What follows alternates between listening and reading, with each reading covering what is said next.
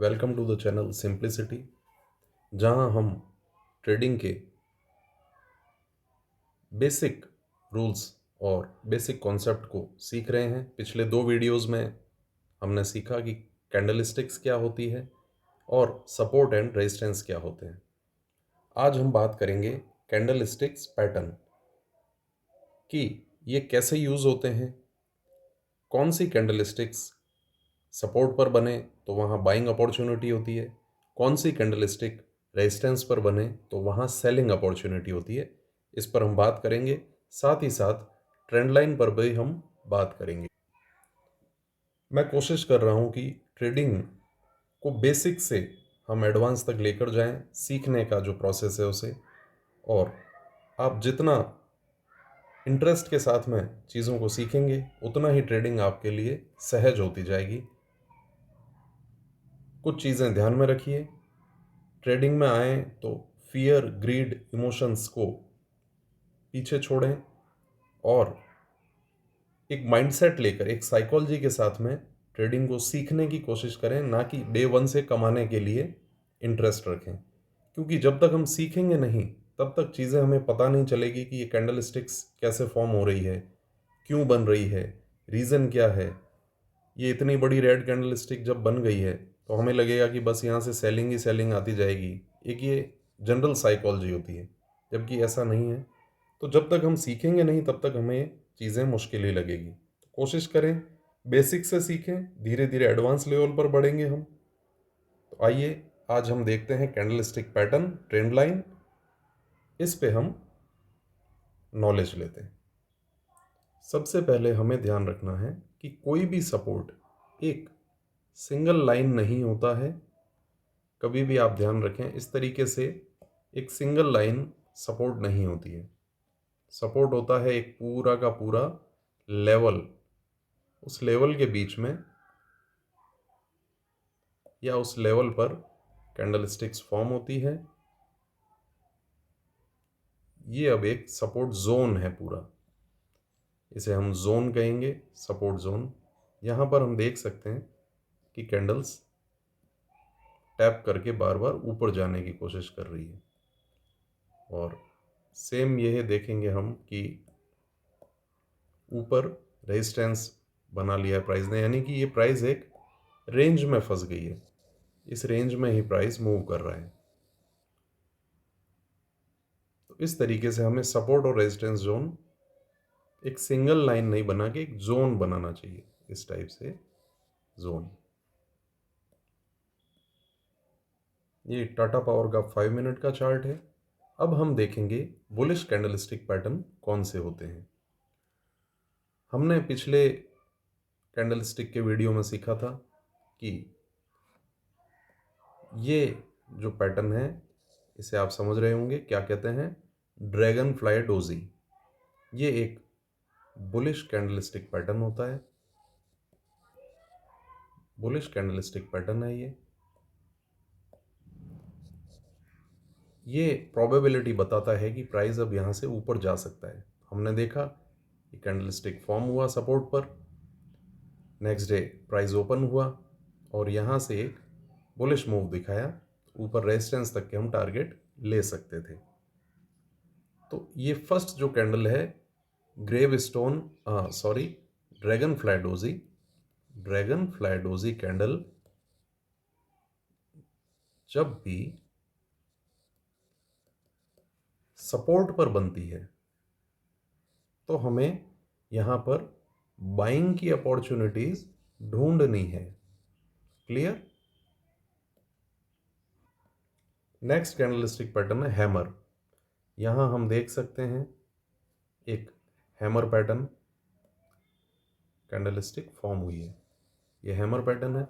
ये भी एक जबरदस्त बुलिश कैंडलस्टिक पैटर्न है, जो कि सपोर्ट पर फॉर्म हो तो फिर हमें बाइंग की अपॉर्चुनिटीज ढूंढनी है। और हम देख सकते हैं यहाँ पर एक अच्छा मूव हमें अपसाइड का मिल गया। फर्स्ट हमने देखा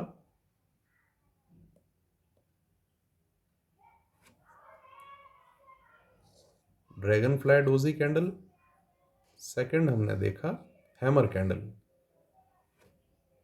अब नेक्स्ट कैंडल की ओर बढ़ते हैं। नेक्स्ट कैंडल है मारुबोजू कैंडल। एक ऐसी कैंडल जिसके ऊपर या नीचे विक नहीं है या बहुत छोटी है। ये हमने कैंडल स्टिक्स वाले वीडियो में देखा था। यहाँ हमने क्या देखा, एक मारुबोजू बेरिश कैंडल फॉर्म हुई है। इस तरीके की जब भी कोई कैंडल स्टिक बनती है तो हम यहाँ एक डाउन साइड की ट्रेड की प्रोबेबिलिटी, हाई प्रोबेबिलिटी हम देख सकते हैं। और वही हुआ, प्राइस यहाँ से नीचे की तरफ मूव कर गया और हमें एक अच्छा इंट्राडे ट्रेड मिल गया। ऐसे ही हम, ये बेरिश मारुबोजू था, अब हम बुलिश मारुबोजू कैंडल भी देख लेते हैं।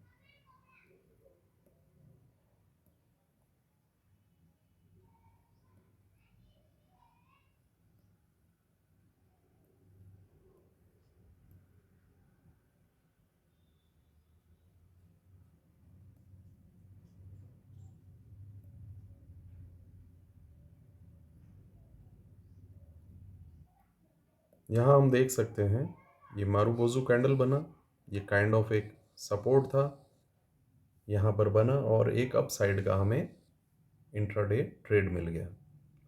हमें ध्यान रखना है, हमें सिर्फ कैंडल स्टिक्स ही नहीं देखना है, वो कैंडल स्टिक कहाँ बन रहे हैं। कभी भी ध्यान रखें, bullish candle stick pattern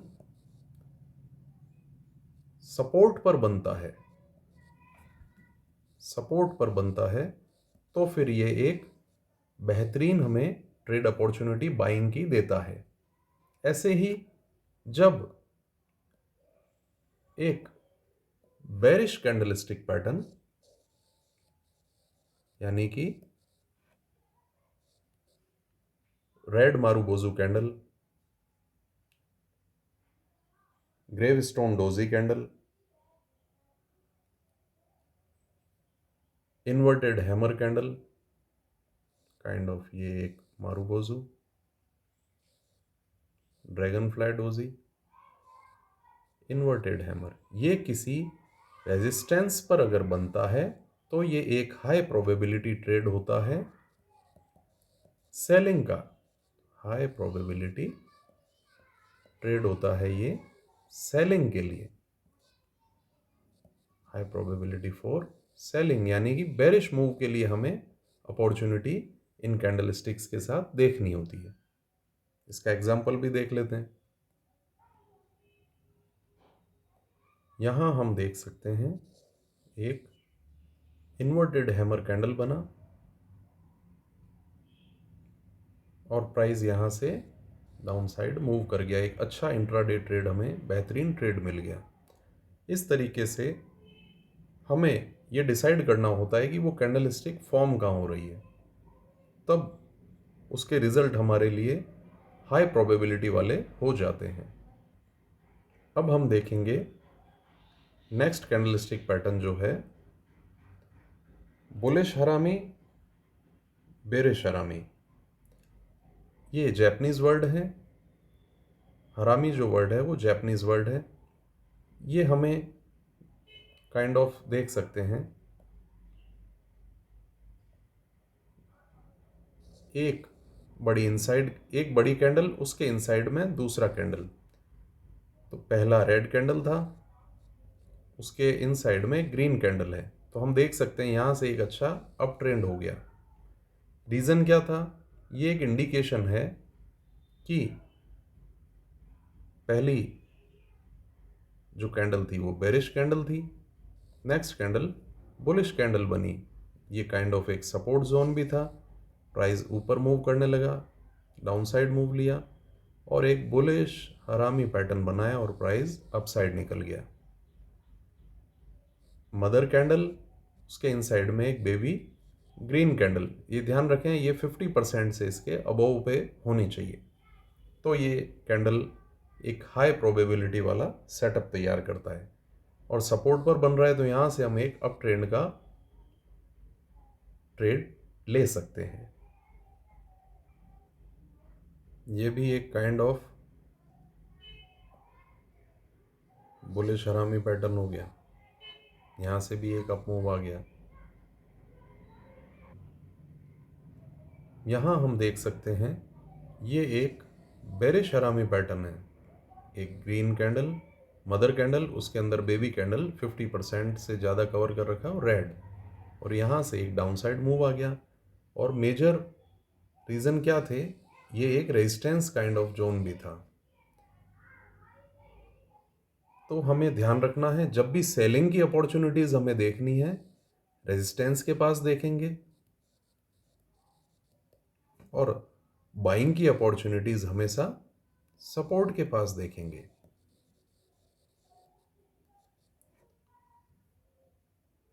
okay, अब बात आ जाती है ट्रेंड लाइन के यूज़ की, कि trend line, majorly trend line हमें क्या बताती है, हम ट्रेंड लाइन से क्या जान सकते हैं।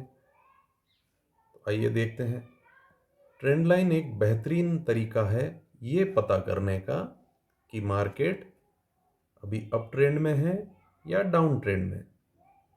अब आप ये समझ चुके हैं कि कैंडलस्टिक्स कैसे यूज़ करनी है, सपोर्ट रेजिस्टेंस कैसे होते हैं, उन्हें मार्क कैसे करना होता है। अब फॉर एग्जांपल हमने यहाँ पर ये ट्रेंड लाइन ड्रॉ करी। ध्यान रखें कम से कम 3 पॉइंट्स टच हों, इस तरीके से ट्रेंड लाइन ड्रॉ करें। ये हमने देखा यहाँ पर 3 या उससे ज़्यादा पॉइंट्स हमारे टच हो गए हैं। तो अब हम देख रहे हैं कि ये ट्रेंड लाइन का स्लोप किस तरफ है, डाउन साइड, यानी कि ट्रेंड क्या है इस समय, डाउन ट्रेंड। Very good.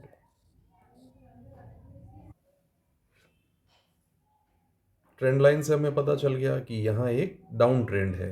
अब ऐसे ही हमें अप ट्रेंड देखना हो, अब चूंकि हम इंट्राडे ट्रेडिंग करने वाले हैं तो 5 मिनट टाइम फ्रेम यूज़ करें। ये एक बेहतरीन टाइम फ्रेम है, छोटे स्टॉप लॉस और एज कंपेयर रिस्क रिवार्ड 1:2 देखते हुए ठीक ठीक हमें टारगेट मिल जाते हैं। अब यहाँ एक शॉर्टर टर्म में डाउन ट्रेंड था, और यहाँ पे आप देखकर समझ जाएंगे कि यहाँ क्या है, वेरी गुड, अप ट्रेंड। चीज़ें बहुत सिंपल है, बस हम प्रैक्टिस कितना करते हैं, सब कुछ उसी पे निर्भर करता है। ये हमने 3 पॉइंट्स या उससे ज़्यादा टच ले लिए, और हम देख सकते हैं एक बेहतरीन ट्रेंड लाइन का सपोर्ट लेकर प्राइस अपसाइड मूव कर रहा है। तो ट्रेंड लाइन से हमें ट्रेंड का पता चल जाता है शॉर्टर टर्म में। जैसे हम 5 मिनट चार्ट पर देख रहे हैं तो हमारे लिए एक बेहतरीन अप ट्रेंड है। यहाँ हम बाइंग की अपॉर्चुनिटीज ढूंढेंगे, ना कि सेलिंग की। ये ध्यान रखिए, ट्रेंड के साथ ट्रेड लीजिए। ट्रेंड कहते हैं ना, ट्रेंड इज योर फ्रेंड। हमें हमेशा ट्रेंड के साथ ही बाइंग अपॉर्चुनिटीज ढूंढनी है। तो यहाँ हम बाइंग की अपॉर्चुनिटीज कहाँ ढूंढ सकते हैं, हम देख सकते हैं जब प्राइस ट्रेंड लाइन पर टैप कर रहा है, यहाँ हम बाइंग करेंगे। इससे थोड़ा सा बफर रखते हुए हमारा एसएल होगा, और 1:2, 1:3 हम जितना टारगेट ले सकते हैं, 1:4 तक के भी टारगेट हमें इजीली मिल जाएंगे। और फिर ट्रेल करें तो और भी ज़्यादा टारगेट्स मिल सकते हैं। तो इस तरीके से हमने आज सीखा कैंडलस्टिक पैटर्न। सपोर्ट पर हमें यूज करने हैं बुलिश कैंडलस्टिक पैटर्न्स, सपोर्ट पर हमें क्योंकि बाइंग अपॉर्चुनिटी ढूंढनी होती है, और रेजिस्टेंस पर बेरिश कैंडलस्टिक पैटर्न्स हमें ढूंढने होते हैं, क्योंकि हमें वहां सेलिंग के ट्रेड अपॉर्चुनिटी देखने हैं। फाइनली हम देखेंगे ईएमएस के थ्रू हमें कैसे पता चल सकता है कि ट्रेंड क्या चल रहा है। तो आइए देखते हैं। हम यहाँ देख सकते हैं, ये मैंने 20 days moving average, 20 EMA moving average use किया है। ये देख सकते हैं यहाँ 20 है। आप भी यूज़ करना चाहें तो इंट्राडे के लिए बेहतरीन टूल है, जिसे हम सिर्फ ट्रेंड को जानने के लिए यूज़ कर सकते हैं। इससे हमें क्या देखने में आ रहा है कि यहाँ पर ट्रेंड अपसाइड जा रहा है, क्योंकि यहाँ ईएमए अप साइड में है। और ऐसे ही हम यहाँ देख सकते हैं, यहाँ ईएमए ने क्या किया, ईएमए के नीचे प्राइस चल रहा है, यानी कि ये एक डाउन ट्रेंड है। वेरी सिंपल, चीज़ों को हम जितना सिंपल रखेंगे उतना हमारे लिए बेहतरीन होगा। तो हमने देखा किस तरीके से ईएमए से और ट्रेंड लाइन से हमें ट्रेंड का डायरेक्शन पता चलता है। ट्रेंड का जब हमें डायरेक्शन पता चल गया तो हमारे पास में कैंडलस्टिक्स की नॉलेज है और सपोर्ट रेजिस्टेंस हमें ड्रॉ करने आ गए हैं। तो अब हम